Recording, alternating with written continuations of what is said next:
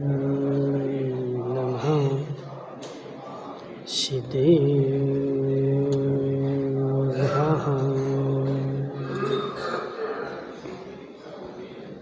नमः श्रीवर्धमानाय निर्धूतकलिलात्मने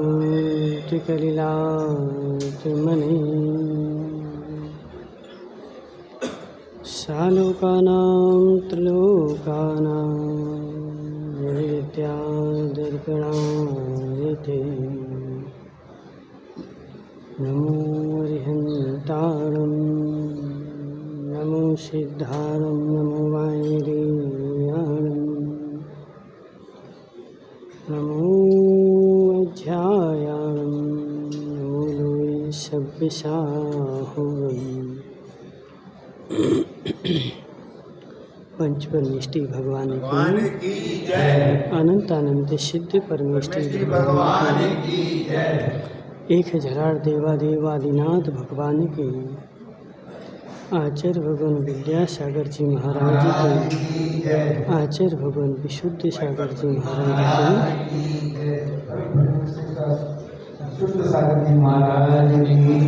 आचार्य संघ की जय। मनुष्यों, तीर्थंकर भगवान की दिव्य देशना शादवाद वाणी जयवंत हो। चर्चा चल रही थी बंधे अधिकौ पारिणामिकौ च। बंध होने पर जिसकी शक्ति अधिक होती है वह कम शक्ति वाले को अपने में मिला लेता है। ऐसा वस्तु का त्रिकालिक स्वभाव है। यदि तुम सफलता चाहते हो तो अपनी शक्ति बढ़ाओ। यदि मैं चाहता हूँ मैं अपनी मंजिल पर पहुँच जाऊँ तो अपनी शक्ति बढ़ाओ। दूसरे की शक्ति कम करने की आवश्यकता नहीं है। दूसरे को नीचा गिराने की आवश्यकता नहीं। यदि दूसरे को नीचा गिराने की कोशिश करेगा तो तू स्वयं ही नीचे गिर जाएगा। मैं आज पंचम काल में इस कलयुगिया युग में खोटे युग में आज यहाँ बैठा हूँ। क्यों? क्योंकि मैंने अनंत काल से पुरुषार्थ किया और इसी दिशा में पुरुषार्थ किया कि मैं आगे बढ़ना चाहता हूँ, लेकिन दूसरे को पीछे ढकेल करके आगे बढ़ूँगा। आज तक मेरी गतिविधि ऐसी रही अर्पित भाई, दूसरे को धक्का दे दूँ, दूसरे की शक्ति छीन लूँ और उसकी शक्ति छीन करके मैं अपनी शक्ति बढ़ा दूँ। यह मेरी नीति आज तक रही और इस नीति के कारण मेरी शक्ति नहीं बढ़ पाई और शक्ति नहीं बढ़ पाने के कारण मैं आज तक इस संसार में घूमता रहा। इसलिए आचार्य भगवान बोल रहे कि हे जीव, सफल होना है तो अपनी शक्ति बढ़ा। जब हम बचपन में पढ़ते थे तो स्कूल में मास्टर साहब ने एक बात सिखाई थी। बोर्ड पर एक लाइन खींच दी, ठीक है ना, और अब बोला कि तुम्हें बड़ी लाइन खींचनी है तो क्या करोगे? क्या करोगे डॉक्टर साहब? उसकी लाइन मिटा दूंगा तो मेरी बड़ी हो जाएगी। उसकी लाइन मिटाने की आवश्यकता नहीं है। यदि उसकी लाइन मिटाएगा तो 3 काल में बड़ा नहीं हो पाएगा। उसकी जितनी है उससे बड़ी अपनी कर ले। उसकी और दृष्टि थोड़ी सी आवाज़ और बढ़ानी पड़े। उसकी और हीनता की दृष्टि ले जाने की आवश्यकता नहीं। और काका जी, हीनता अनुभवने से, बोलो ना, नहीं पता, बोलो विराट भाई। हीनतानुभवने से ही भवने से हीनता आती। मैं जब तक हीनता का अनुभव करूँगा तब तक मुझे हीन ही विचार आएंगे और मैं अपने आप को हीन ही देखूँगा और हीन ही विचार रहेंगे। संतोष भाई, तुम्हारी दुकान चलती है कि नहीं चलती? चलती है। नहीं चले तो क्या करोगे?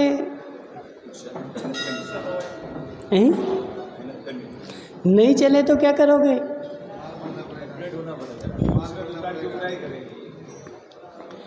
देखो, आजकल हमने बहुत सारे नए उपाय देखे।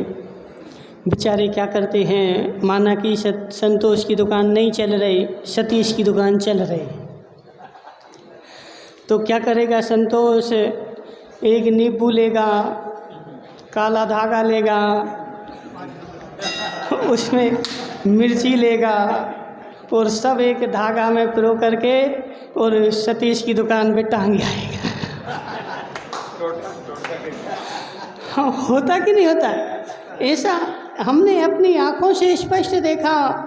जिसकी दुकान चल रही उसकी दुकान पर टोना टोटका करके आ जाओ, इसकी बंद हो जाए और मेरी चलने लगे। हे जीव, तेरी दृष्टि खोटी है, तेरी दृष्टि हीन है, तेरी 3 काल में दुकान चलने वाली नहीं है। उसकी ओर हीनता की दृष्टि क्यों ले जा रहा है बसंत दादा? उसकी ओर हीनता की दृष्टि क्यों ले जा रहा है? तू भगवान पारसनाथ का भक्त है, भगवान आदिनाथ का भक्त है, सच्चा भक्त है कि खोटा? डॉक्टर साहब, सच्चा भक्त है कि खोटा? यदि पारसनाथ का सच्चा भक्त है तो उनकी राह पे चल। काका जी, पारसनाथ का सच्चा भक्त है तो पारसनाथ की राह पे चल और जो राह उन्होंने अपनाई है उसकी ओर दृष्टि डाल। जो राह उन्होंने बताई है उसकी ओर अपने कान लगा। तू यहाँ टोने टोटकों में क्यों जीवन व्यतीत कर रहा है? उन पारसनाथ को देख, 10 भव तक कमठ बेर बांधे रहा, उपसर्ग करता रहा, लेकिन एक भी भाव में दृष्टि नहीं गई। महिपाल जी, क्या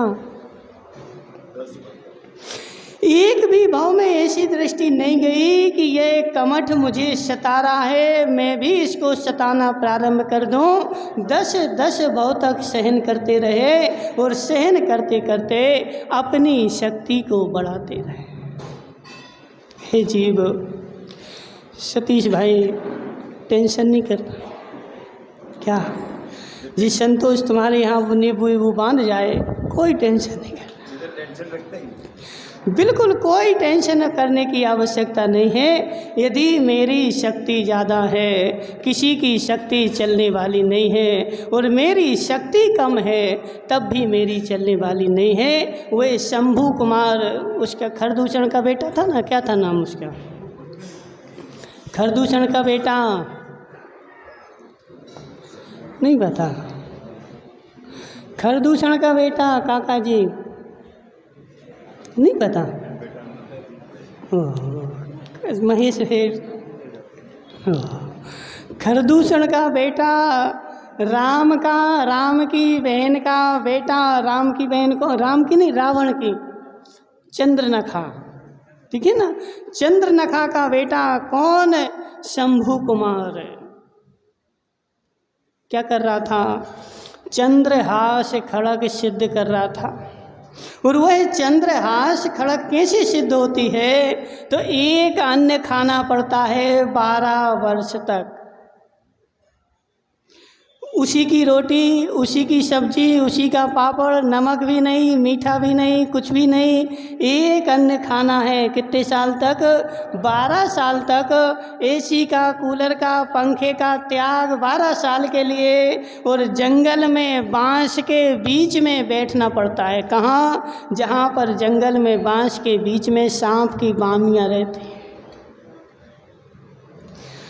देखो, कुछ चाहिए है तो कुछ प्राप्त खोना भी तो पड़ेगा ना। तो चंद्रहास खड़ग होती है, उसको सिद्ध करने के लिए बांस के बीड़ों के बीच में 12 साल तक एक अन्न का भोजन करके और 12 साल तक बैठना पड़ता है। और वह खरदूषण का बेटा 12 साल तक बांस के बीड़े के बीच में झूला बना करके और तप करता रहा। और 12 वर्ष जैसे ही हुए तो वह चंद्रहास खड़ग जो थी वह प्रकट हो गई। और प्रकट होने के बाद उसका तेज इतना कि चारों ओर उसका प्रकाश फैल गया।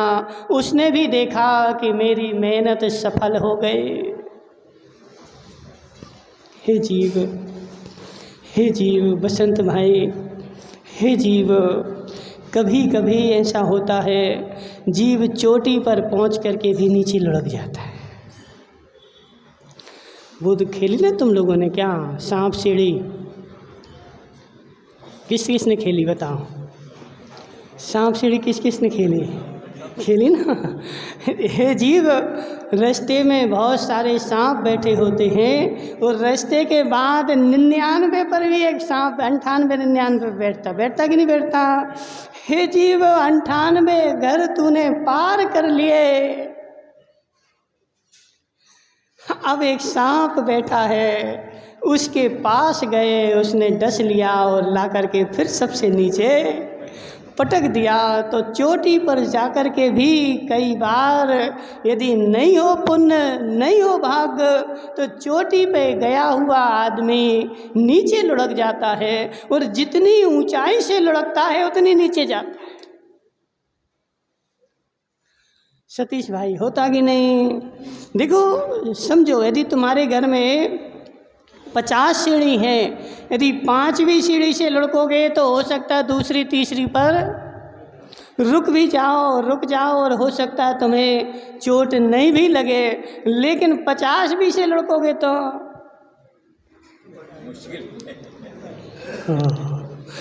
हे जीव, जितने ऊपर से लुढ़कता है उतनी चोट गहरी लगती है।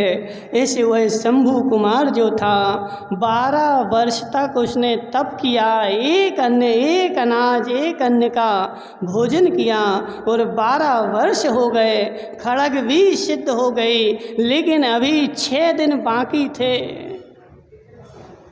उसकी मुहूर्त में 6 दिन बाद वह मुझे प्राप्त होगी, 6 दिन मुझे और तप करना है।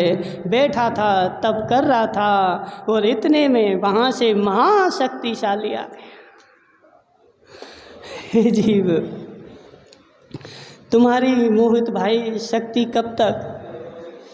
ऊंट कब तक बढ़ा?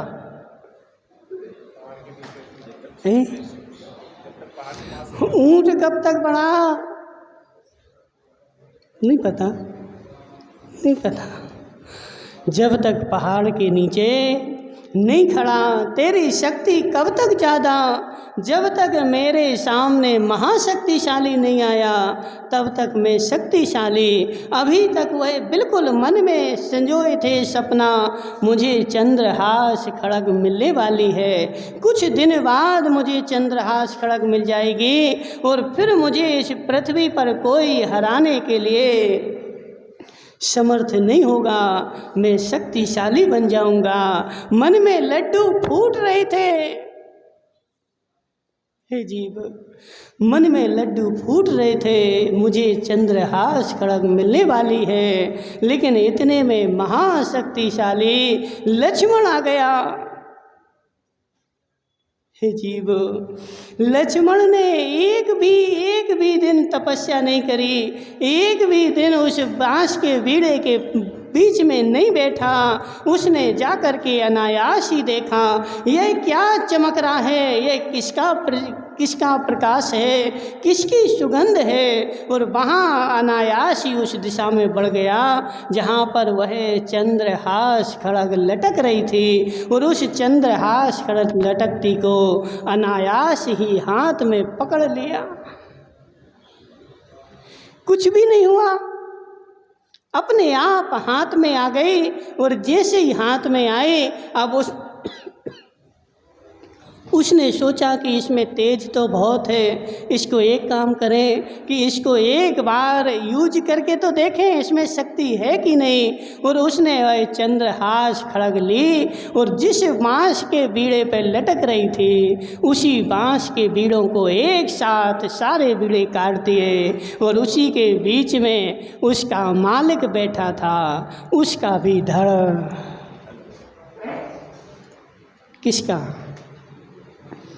शंभू कुमार उसी बांस के बीड़े के बीच में बैठ करके तपस्या कर रहा था। लक्ष्मण को मारने की इच्छा नहीं थी, उनकी ऐसी इच्छा नहीं कि मैं इसको मारूं, लेकिन अनायास ही उन्होंने नहीं देख पाया, वह तलवार उसी बांस पे चला दी और बांस भी कट गया और उसका सिर भी कट गया। जो 12 वर्ष से तपस्या कर रहा था, मुझे तलवार मिलेगी, मेरा मित्र ही शत्रु बन गया। हे काका, हे काका, समझ मेरी बात, मेरा मित्र ही शत्रु बन गया, जिसकी प्राप्ति के लिए मैंने 12 साल तक तप किया और एक अन्न पर खा करके 12 साल जंगल में रिया रहा, वही मेरी मृत्यु का साधन। जिसको मैं सोच रहा था यह मुझे मिल जाए, यह मुझे मिल जाए, तो यह मुझे मिल जाए तो मैं शक्तिशाली हो जाऊं, मैं अमर हो जाऊं, मैं अब विजेता बन जाऊं, लेकिन वही तेरे मरण का साधन बन गया। ऐसा होता कि नहीं? एक तुम्हारे बागड़ की ही एक सत्य घटना है। कोरोना के समय में एक दादाजी थे और उन दादाजी को 2 डोज लग चुके थे और कोरोना फिर से फैल रहा था। तीसरे बार फिर से सरकार ने अलर्ट किया, कोरोना फिर से आने वाला है और सब लोग अलर्ट रहे। लेकिन 2 डोज उनको पहले लग चुके थे तो उनको कोरोना तीसरी बार हो चुका था, लेकिन सिम्टम कुछ भी नहीं थे। डॉक्टर साहब, सिम्टम कुछ भी नहीं थे, कोरोना तीसरे बार में हो चुका था। अब उन्होंने सोचा कि एक काम करें, कोरोना आ रहा है, तीसरा डोज भी लगवा लें। जैसे ही तीसरा डोज लगवाया, वहीं हॉस्पिटल से लौट के नहीं आए, वहीं भर्ती हो गए और वहीं भर्ती होने के बाद 2 दिन बाद उनकी मौत हो गई। डॉक्टर ने बोला यदि डोज नहीं लगवाते तो बच जाते, क्योंकि डोज का ऐसा नियम था कि जिसको कोरोना हो गया है उसको नहीं लगता था, ठीक होने के बाद लगता था, लेकिन उनको हो चुका था, सिम्टम कुछ भी नहीं थे और चेक नहीं कराया, बचने के लिए गए थे और मृत्यु की ओर चले गए। ऐसे हे जीव, समझ मेरी बात। लक्ष्मण ने, काका जी क्या सोच रहे, क्या सोच रहे? लक्ष्मण ने शंभू कुमार का अंत कर दिया। वह महाशक्तिशाली था, उसके पास महाशक्ति थी और वह जो महाशक्ति थी वह लक्ष्मण ने उसको मारने की चेष्टा नहीं करी। पूर्व भाव में मुनि थे और उस मुनि के भाव में जो शक्ति संचित की थी वह शक्ति उनके पास बची हुई थी। इसलिए हे जीव, यदि सफल होना है तो सफल होने का सबसे अच्छा उपाय है दूसरे की शक्ति छीनने की कोशिश बंद कर दे। क्या? सामने वाले की शक्ति छीनना बंद कर दे, अपनी शक्ति बढ़ाना प्रारंभ कर दे। अपनी शक्ति तू बढ़ा लेगा तुझे कोई पीछे नहीं ढकेल सकता। और जब तक तेरी, देखो स्पष्ट प्रमाण पत्र, वो पंडित जी कहाँ गए, आज नहीं आए, विजय कुमार जी हैं, वो फोटो कॉपी कर रहे होंगे बैठे बैठे, आज ज़्यादा फोटो कॉपी आ गई होंगी ना, इसलिए कर ले। हे जीव, स्पष्ट प्रमाण पत्र है, स्पष्ट प्रमाण पत्र है। जो जीव दूसरे की लकीर मिटाना चाहता है उसके स्पष्ट मिथ्यात्व का उदय चल रहा है। सम्यक दृष्टि जीव के काका जी ऐसे कभी भी भाव नहीं होते। मैं इसका सत्यानाश कर दूं और फिर मैं इसके आगे बढ़ूंगा। जो ऐसा सोच रहा है, बहुत सारे लोग ऐसे बैठते बोले महाराज जब से इसकी दुकान खुल गई तब से मेरी दुकान तो ठप ही हो गई। बोलते कि नहीं महेश सेठ, क्या जब तक इसकी दुकान नहीं खुली थी तब तक दिन भर मेरी दुकान पर लाइन लगी रहती थी, लेकिन जब से इसकी दुकान खुली मेरी दुकान ठप हो गई। हे जीव, उसने तेरी दुकान ठप करी?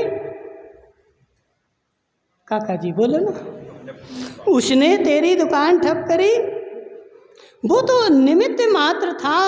तू पहले से अपनी शक्ति कम करते जा रहा था, क्योंकि ऐसे ही होता है जैसे जीव की शक्ति बढ़ती है और जीव जो है 7वें आसमान में उड़ना प्रारंभ कर देता है, फिर वह पृथ्वी पर नहीं चलता।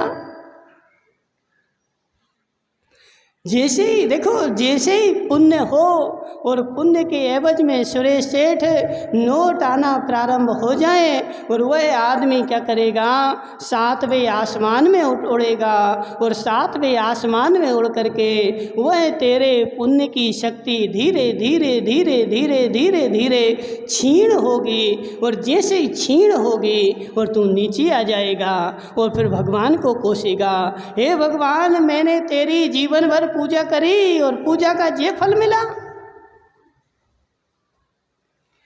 ऐसा करते कि नहीं करते?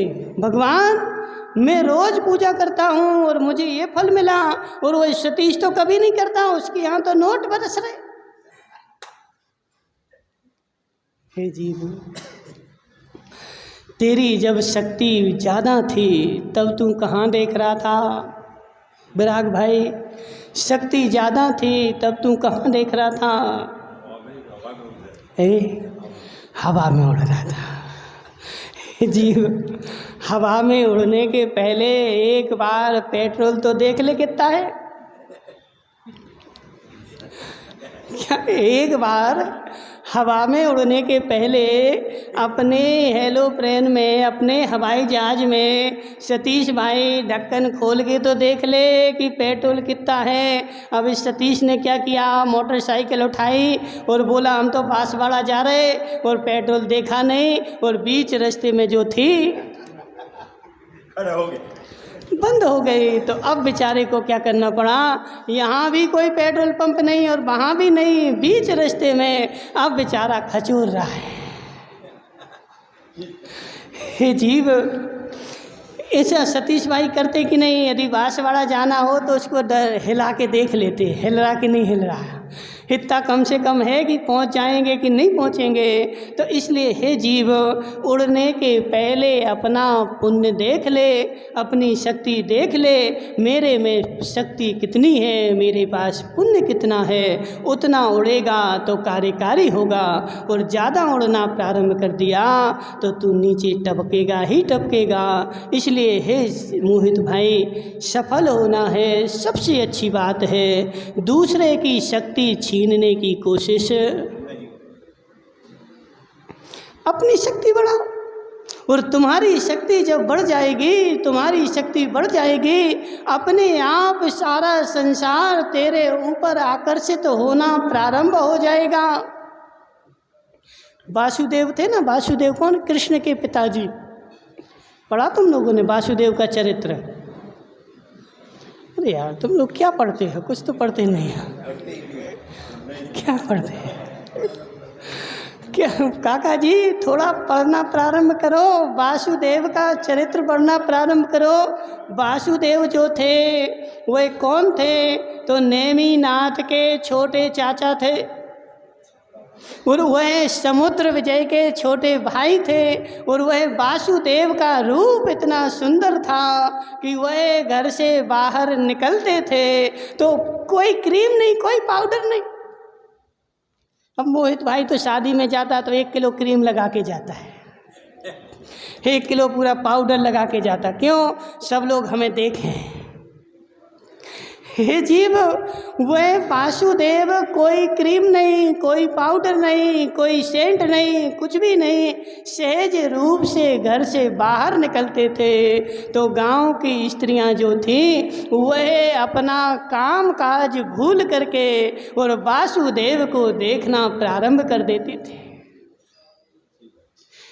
एक स्त्री कुएं में पानी भर रही थी, हाथ में बेटे को लिए था, तो वह गुंड में जो बर्तन में रस्सी बांधनी थी वह वासुदेव को देख करके ऐसी मोहित हो गई कि उसने बर्तन की जगह अपने बच्चे के गर्दन में रस्सी बांध के और उसको कुएं में लटका दिया। एक माँ अपने बच्चे को दूध पिला रही थी और वासुदेव को देख करके खुले स्थल लेकर के बाहर आ गई, भूल गई अपने बेटे को, इतनी मोहित हो गई, इतना रूप सुंदर था। किसका किसका? कौन सी क्रीम? फेयर एंड लवली लगाई होगी सुरेश सेठ। कौन सी? फेयर एंड लवली लगाई थी कि और कोई लगाई होगी? कौन सी लगाई थी? हे जीव, कोई लवली नहीं लगाई, कोई पाउडर नहीं लगाया।